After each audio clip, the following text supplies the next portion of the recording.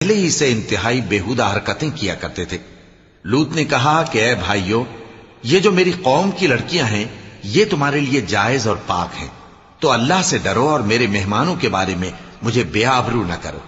کیا تم میں کوئی بھی شائستہ آدمی نہیں؟ وہ بولے، تم کو معلوم ہے کہ تمہاری ان بیٹیوں کی ہمیں کچھ حاجت نہیں، اور جو ہماری غرض ہے اسے تم خوب جانتے ہو۔ لوط نے کہا، اے کاش مجھ میں تمہارے مقابلے کی طاقت ہوتی، یا میں کسی مضبوط قلعے میں پناہ لے لیتا۔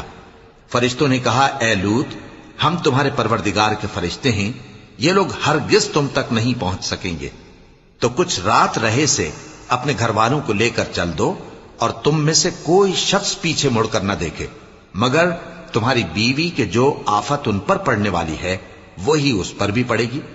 ان کے عذاب کے وعدے کا وقت صبح ہے، اور کیا صبح کچھ دور ہے؟ پھر جب ہمارا حکم آیا، ہم نے اس بستی